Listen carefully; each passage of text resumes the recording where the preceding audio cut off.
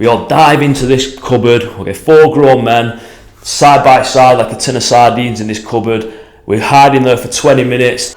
My name is Lee Tedder. I've served in the British military in my younger years. I have over 20 years training experience for myself. I've been working in the fitness industry for over 10 years where I own 2 gyms and coach people. My next mission is now to help more people through the knowledge and experience that I've gained through my own training and in business. Hello everybody and welcome back to my channel. I'm here on a mission to help you develop in 3 areas: fitness, mindset and lifestyle. This video today I'm going to talk briefly about joining the army, my experiences that I learned from it, the lessons it can teach you and the lessons you gain from that you can use in the future. If you're interested in joining the army, then you can learn from this video. As I mentioned in a previous video, I'll leave a link to that at the end of this one. I wasn't the greatest in school, I didn't study great, I didn't behave great, I didn't leave with any great GCSEs, but I joined the army at 16. Now this taught me more valuable lessons about myself than school ever did. Again, I'll kick off with a funny story from when I was in the army. Now I've got plenty of these, but some of these stories I probably can't repeat on here, okay? So we'll keep this one today at a mild level of humour, alright? So as I mentioned at school, very immature, used to misbehave, and you think in the army you grow up. Now don't get me wrong, in the army you do grow up. The difference in the army, when you have to be sensible, when you have to work hard, you can switch it like that, you can go into that mode.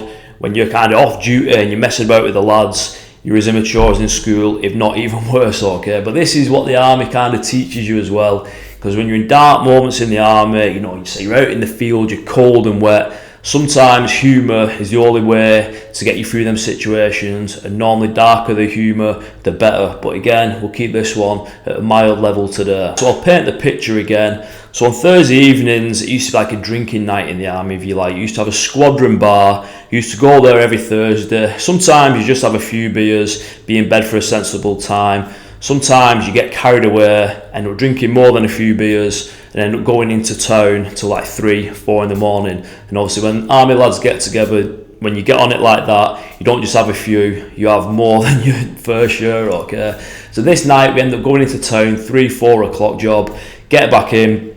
So then you're getting up for Friday, you're in work for 8 o'clock on the Friday then. Now what they used to do on a Friday at 10:30, it was called Green PT or Battle PT. The PT stands for physical training, that's what it stood for in the army. The idea of this session is they knew everyone used to go out and drink Thursdays. So if you're travelling home, driving home, you do the 10:30 session just to sweat the beer, sweat the alcohol out of you. So it was a bit more of a sober state then come dinner time when it was time to go home. So this morning, we're up on the Friday, we check into work, and then what you used to do, about an hour before you used to go and do your Battle PT session, you go up and get ready, get some breakfast and get yourself sorted for the session. Now the session on this morning was a 4-mile speed march, nothing fancy, burging on, just walking at a fast pace. It's one of them sessions you know you can do, but it's just very boring doing it, and you don't look forward to doing it, especially when you're hungover and still drunk like we were that morning. So what we did, we drove to McDonald's, we got Mackey's breakfast, this was just a few miles down the road. We got back to camp, we was getting ourselves ready. None of us are really obviously up for it, we're still half cut. One of the lads says, I'll tell you what, ring Sergeant, tell him that we've brought down at McDonald's off camp, that we can't get back to camp so we don't have to do the speed march.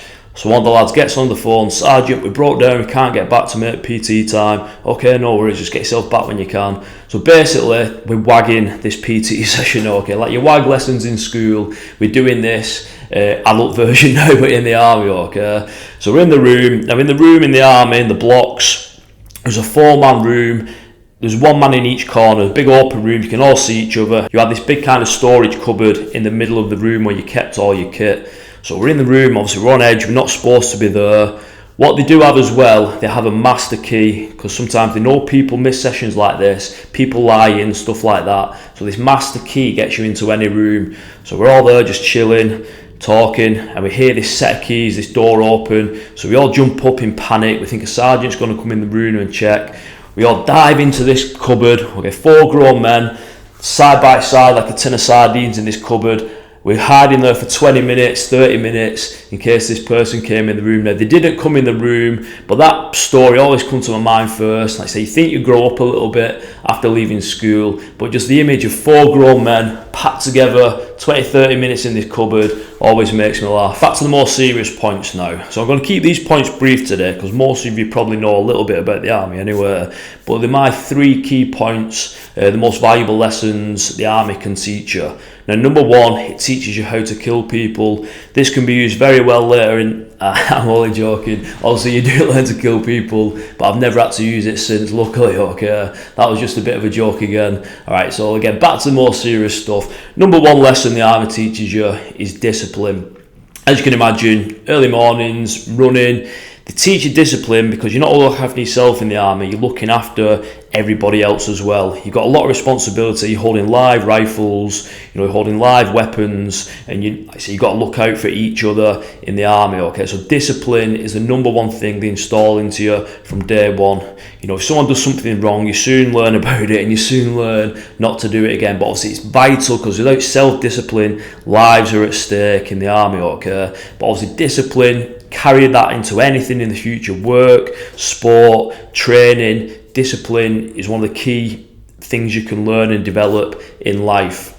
Valuable lesson number 2 the army can teach you is teamwork. Now in the army you soon realise it's not just about you. It doesn't matter how good you are, how fast you can run, how accurate you can shoot. You're only as good as everybody else in the army in your team. Okay? Sometimes you could be working with just 1 person, sometimes you could be working with 4 people, sometimes it'll be 10, 20 people all on the same type of mission or role. Okay? So it teaches you to adapt into a team and to all work together to get the job done. Again, this is a valuable lesson you can take forward in any workplace. Working in a team is a very valuable asset to have.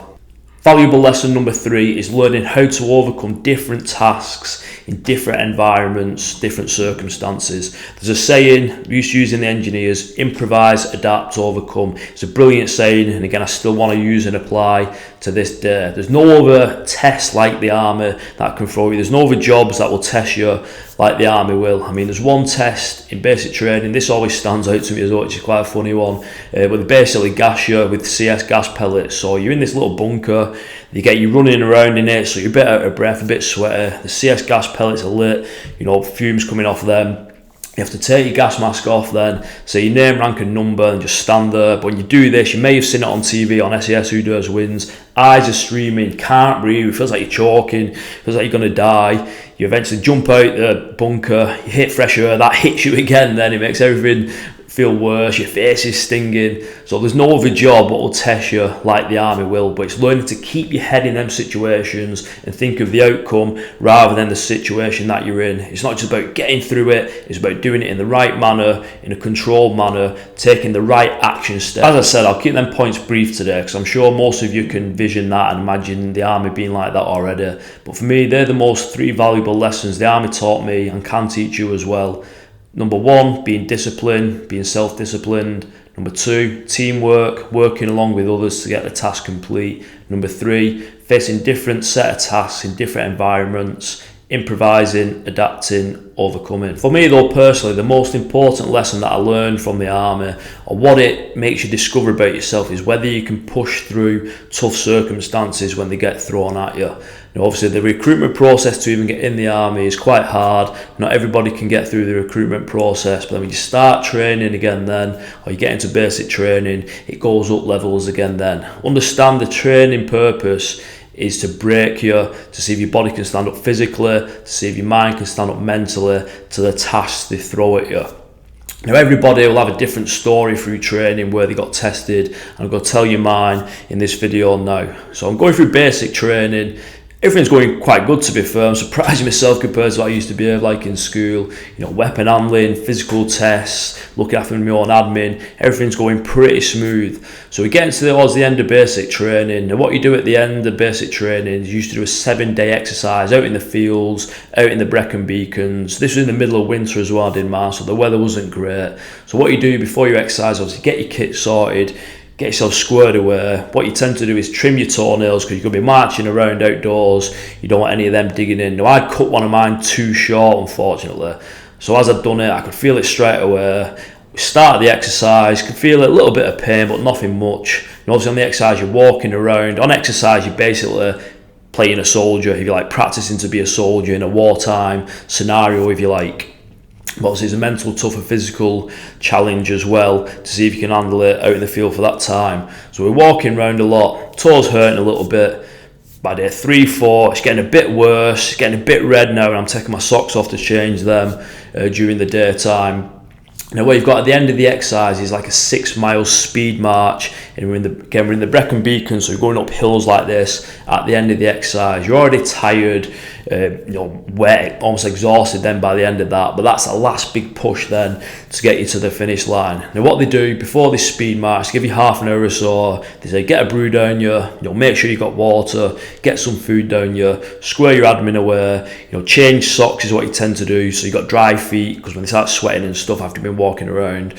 So I took my sock off to change my socks, and I look down, it's like a tomato on the end of my foot, okay? I've got an ingrowing toenail, it's gone deep into my toe, because my feet are like kind of damp and soggy at this point, so the skin's softer, but it's bleeding. It's basically, I won't go into too much details, but you can picture it a little bit. It's not a nice sight, and obviously the pain was getting worse at that point then, but when you see that vision in your head and you know what it looks like, the pain just seems worse for some reason, okay? So it was in that moment I could have said, look, Sergeant, I can't do this march, look at my toe, I'm injured, because obviously it was hurting walking as well. But I decided not to. I was like, put my sock on quick. I'm like, right, come on, don't let this defeat you now. You've got 6 miles to get through, let's do it. So as you start the march, you start off going up hills like that, every step now is hurting. I've got this picture in my head what my toe looks like at the end of my foot. As we get into the march, them last couple of miles are starting to really hurt now. Every step, you're feeling it more and more, but again, I'm not going to let it stop me at this point now when I'm almost there. So that was the first moment I found out about myself, whether I could push through pain physically and mentally, because it was both of them combined. Obviously physically I could feel my toe hurting, mentally I knew it was there, I could feel it in my head, but I kept pushing through. Now everybody will have different stories about this, that's not a very cool one if you like, okay, but it was just the first one that I experienced about myself, that I knew I could get through tough situations like that. Another lesson the army taught me is the pain of regret. Now it didn't teach me this at the time that I was in the army, I learnt this years after leaving the army, but this is something I'll talk about in my next video that you can watch in the link I'll post at the end of this. Again, thanks for watching the video, hope you enjoyed it and hope you learned something from it as well. Don't forget to watch my previous video and my next video and the links that I'll leave at the end of this one. If you're thinking of joining the army and you want more advice on it, give me a comment or give me a shout out. Otherwise, until next time, over and out.